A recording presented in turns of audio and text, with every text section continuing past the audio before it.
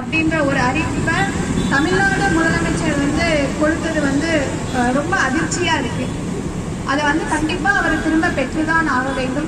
ஏன்னா சமூகத்துல ஆணவ படுகொலைகள் தொடர்ச்சியா நடந்துட்டே இருக்கு.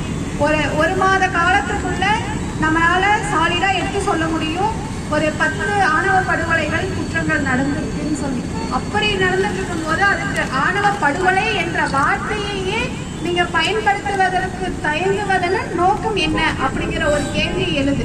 ஏன்னா ஆணவ படுகொலைக்கு எதிராக போராடிட்டு இருக்க கௌசல்யா என்று ஒரு முறை நீங்க அறிக்கை கொடுத்தீங்க. அப்படி கொடுத்த எதிர்கட்சி தலைவரா இருக்கும்போது கொடுக்க முடியுது. இப்ப அந்த சட்டத்தை இயற்றும் இடத்தில் நீங்க இருக்கீங்க. எல்லா வழக்குகளையும் ஆணவ படுகொலை SC/ST ஆக்டுக்குள்ள கொண்டு வந்துட முடியாது. இப்ப அழகேந்திரனோட வழக்குல முத்திரையர்கள் அவங்க உள்ள வரலன்னா இது வெறும் கொலை வழக்கா மட்டும்தான் பதியப்பட்டிருக்கும். அதே போல SC/ST ஆக்ட்ல போட்ட சங்கரோட வழக்கின் A1 குற்றவாளி சின்னசாமி இப்ப அது வெளியே இருக்க. எப்படி அவரால் வெளியில வர முடிஞ்சது? SC/ST ஆக்ட்ல போட்டா தண்டனை பெற்று தர முடியும்னு சொல்றீங்க.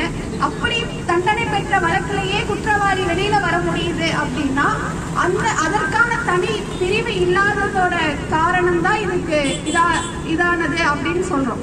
அதே போல SC/ST ஆக்ட்ல போட்ட கண்ணகி முருகேசனோட வழக்க எத்தனை ஆண்டுகள் நடந்து அதற்கு தீர்ப்பு வழங்கப்பட்டது.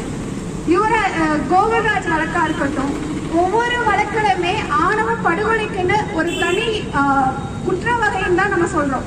ஏன் அப்படின்னா சொந்த குடும்பத்தை சேர்ந்தவர்களே பெற்ற மகள் விரும்பியவனை படுகொலை செய்யறாங்க. இது வேற எந்த அரசியல் காரணத்துக்காகவோ இல்ல பொருளாதார காரணத்துக்காகவோ ஆணவ படுகொலைகள் நடக்கிறது இல்லை. ஒரு பெண்ணை மையப்படுத்தி அந்த பெண்ணினோட கரு வேற சாதிக்கார அவனோட கரு பெண்ணோட மகளோட உடல்ல வந்துருச்சுன்னா அவனோட சாதி புனித கெட்டு போனதா நினைக்கிறான். அப்போ அந்த பெண்ணையும் அந்த பையனையும் கொலை பண்றாங்க.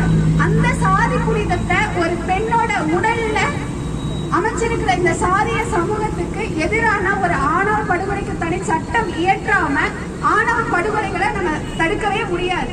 எல்லாரும் கேட்கிற மாதிரி தனி சட்டம் வந்துருச்சுன்னா ஆணவ படுகொலைகள் நின்றுமா அப்படின்னு கேட்பாங்க.